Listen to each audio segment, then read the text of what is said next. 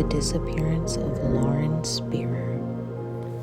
This is all for entertainment purposes. Please do your own research to form your own opinion. Dozen years since a 20-year-old student at the time named Lauren Spierer vanished after a night of partying with her friends. And the family's private investigator is calling now on the people who were with Lauren that night. Welcome back to TCB, True Crime with Bree. Let's get right into it. Today we're going to be talking about the case of Lauren Spierer. And when I decided to do a true crime channel, there was a few names that I wrote down, and hers was one of the first. I've always found this case very captivating, and I've always thought that this case could really be solved.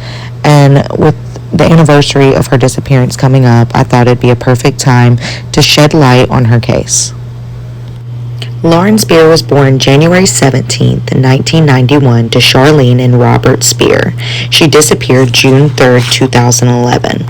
Her parents stayed in town for months after and still look for their daughter every day in every place. Lauren grew up in New York, but she moved to Bloomingdale, Indiana in 2009 to attend Indiana University. She was studying fashion design. She was a fashion girly. Lauren lived in Smallwood Plaza apartment. She disappeared in that area after attending Kilroy Sports Bar with her friend Corey Rosman, a friend she had met at summer camp.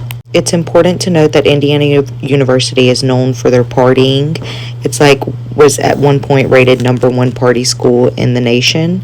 I'm sure they're not very proud of that, but they are known to be a party school, especially during this time. Here's a list of all of the party schools.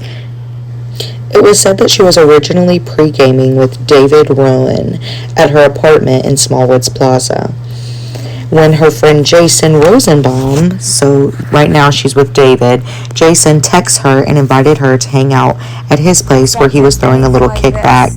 On June 3rd, 2011, Rebecca Spierer received an alarming phone call from her sister Lauren's boyfriend. The couple was attending college together out in Bloomington, Indiana. He just called and told me that Lauren was missing, and I asked him if he felt that it was serious enough to call my parents. You don't want to worry parents. This is the worst and most unimaginable. So at this party, Lauren ended up having a couple more drinks, and she ends up getting friendly and vibing with Corey. Corey lives a couple doors down from Jason, actually, so they're neighbors, and she had met Corey from the same summer camp who she had met her boyfriend and Jason at. They wanted to go have some more fun, so they decided to go out to Kilroy's.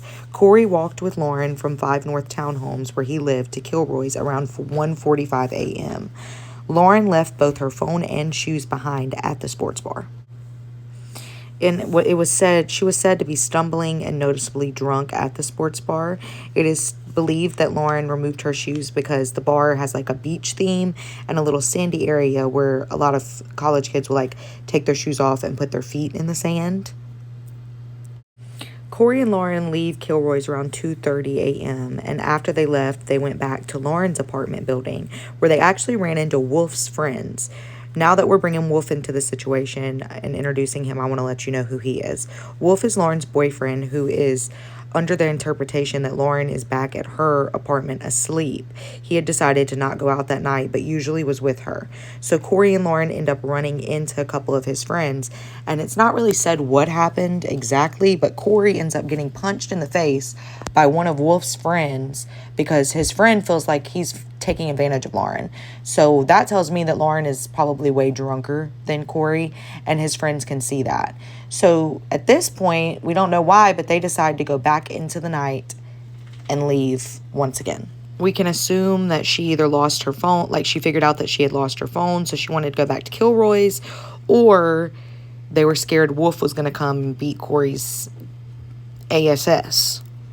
On their way back to 5 North Townhomes, where Corey lived, they're seen in an alleyway in between College Avenue and Morton Street.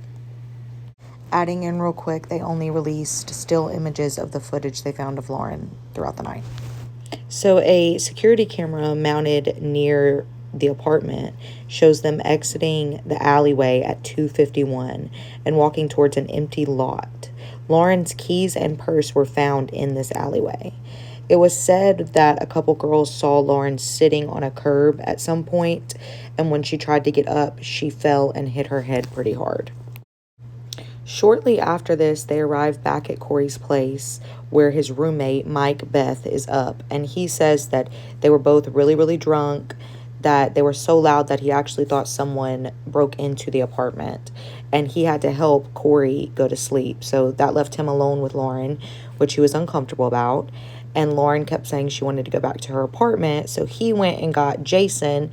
That was the person who originally had invited Lauren out from her apartment to his apartment where she met Corey. So he calls Jason, who comes down and gets her and takes her back to his apartment.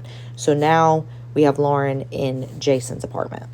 Lauren reportedly asked Jason to use his phone, because her phone is at the bar, to call a couple of her friends. She called David, who was the friend she was originally hanging out with, and another friend that wasn't named. I feel like it's important to note that no one answered the text messages or phone calls that she tried to make, and that there's no footage of her entering or leaving the apartments, even though there's a ton of cameras around the area. So Jason says at 4:30 a.m. he allows Lauren to leave, which is a shitty move in my opinion, and she walks out into the night, reportedly headed back to her apartment to never be seen again. No remains were ever found of Lauren Spierer. To this day, she's presumed dead, but still no remains have been found, so her family has not been able to lay her body to rest. Jesse, her boyfriend, reported her missing the following morning after not being able to contact her. All 4 men still remain suspects in the disappearance of Lauren Spierer. The likelihood of this being kept a secret and no one telling someone else is very unlikely. This is the type of crime that lays on someone's conscience. If you or anyone you know knows anything about the case of Lauren Spierer, please reach out to Bloomingdale Police Department. There was a book named College Girl Missing written about the case of Lauren Spierer, and I just want to read an excerpt of what Corey said when asked to speak on the disappearance. Jay already sent me your text this morning. Brooke told me you called her 2 months ago. Mike, a family friend, phoned hours after Lauren's disappearance, told me when you called him 6 months ago. My father told me. I knew it was you. I only want to hear what you're so eager to talk to my friends about. I think it was just a college girl who went out for the night. I mean, it's Indiana University. I don't know about you, but if I was the last person seen with a missing young lady, I would not be talking about her like it didn't matter, like she did, like she ran off, like she literally disappeared out of thin air. Corey, come on. And I know towns talk, so I know someone knows something. So once again, I just want to reiterate that if you or anyone you know knows anything about the disappearance of Lauren Spierer, to please reach out to Bloomingdale Police Department or Crime Stoppers.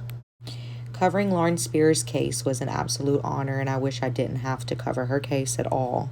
If you hung on this long, thank you so much for listening to TCB True Crime with Bree, and until next time, mwah.